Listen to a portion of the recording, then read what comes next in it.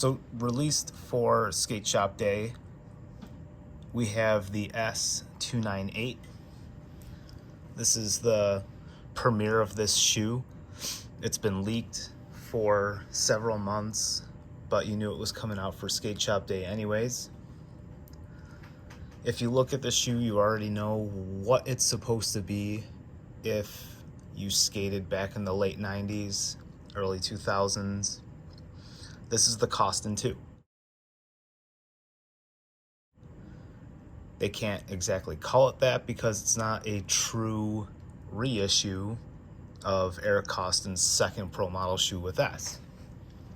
It's the same story with the 197. The upper is almost an exact match. I can't say it's an exact match because I didn't see that shoe back in 98, 99, nor obviously did I ever skate one. But to me, if you're gonna compare it with pictures, this upper looks exactly like the actual Koston 2. Same thing with the 197. That looked exactly like the Koston 1. The difference is all in the sole. Now, I don't know if S didn't do a true reissue to show respect to Eric Koston, who skates for Nike, or if they didn't want to shell out the money for new sole molds, which I've been told are really expensive, so it's a big upfront cost for a shoe that you don't know is going to sell very well. Because let's face it, these for the newer kids, the newer generation of skateboarding, these still haven't caught on. With that said, a lot of old heads hate this, as they hated the 197. Reason being, it's not a straightforward, true original like they did with the Krager and the Muska, which is completely understandable. They're kind of charging a premium for a shoe that is a hybrid. Be that as it may, I have an Avant shoe, which is what this sole is built on. This is the sole of the Avant. I've skated my Avant a couple of times. It's the Tom Asta colorway. I think it's a really good sole. My opinion on the Avant shoe is it's a little thin for the shoes that I normally skate, which is primarily the Excel OG, the Krager, and the Muska, and the Chomp on Kicks shoes. It's not a real reason to completely disregard this shoe as a legit release. I see the similarities in certain parts of the sole here. With the Koston 2, this was an EVA foam back here, so it probably had a little bit more give. Going across to the front here, there were two little ollie bumps, and then it thinned out a little bit and then came up and had that runner's toe. I don't know if that had any functionality for the shoe when it came to skating, or if it was just an aesthetic type of thing. If anybody in the comments section could just give their critique, that'd be at least something to learn. But as far as this shoe goes, I love skating white shoes. I like the way it looks. So kind of seemed like just a good reason to try it at least. I do not have a 197. Really, it wasn't a colorway that I really liked. Plus, I really thought that sole won't hold up, the thin lines. This one, even though it's, got some deeper tread to it, these lines are still relatively thin, but it does create great traction as a skate shoe. So I figured, this wouldn't be a bad one to go with. As far as size of the shoe, it's not a very bulky shoe at all. I would consider this a relatively thin collar around the ankle and the heel.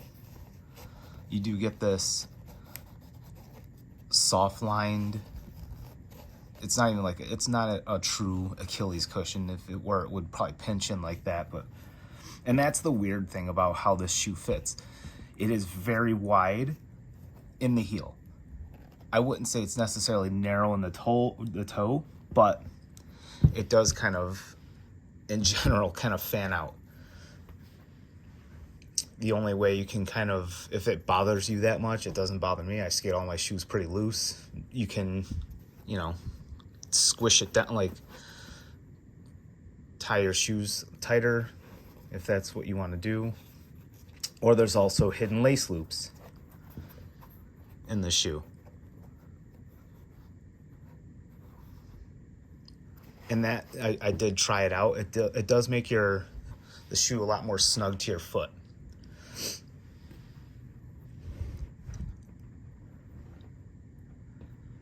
The toe or the tongue is, I wouldn't say it's poofy. It is moderately sized, but that is going to add some protection to the top of your foot. As you can see, it's all white leather, except the mesh panels here at the toe, kind of stitched to the top of the tongue. It's not mesh all the way through. You get tongue centering straps to keep everything in place. They do use the 3M piping just as a nice throwback, a nice nod to the actual Koston shoe. It does have some reflectiveness to it, as that shit was heavily used in the late 90s, early 2000s. Relatively light shoe, if that's something you care about. You do get white laces. They come with white laces. I chose to go with the red. Kind of breaks up the color monotony. S branding, a little bit of a rubber patch right there. Somewhat functional tongue loop. It doesn't stick out, but it is a very thick piece of leather. Also, you have a functional heel loop. If you wear baggy pants, it could help from your pants spilling over, which is super annoying. Otherwise, you know, that's pretty much it with the shoe. You can see the sole tread on the bottom throughout the entire video. To me, it's very functional. It grips very well on the skateboard. I don't have any real complaints. I understand why S would do what they did with these two shoes. Hopefully, they do kind of give in to the negative opinions about it and you get a real Koston 2 and Koston 1 release. As far as this shoe goes, though, probably won't happen anytime soon because there are going to be 3 more colorways coming out by the end of this year. We're going to get the white navy gray. I've seen that in the catalog. Black red. And for the holiday, for sure, yellow, black, and gray. All built on the Avant sole, so they're not changing that anytime soon. If you truly hate it, just don't get it. You can voice your opinions. Hopefully that changes their mind. Otherwise, I think it's a pretty good fit. If you ignore the sole, it looks like the Koston 2. So just give it a try, I guess. You're going to get more colorways if you're not into white, so just wait on those. And enjoy skate shop day.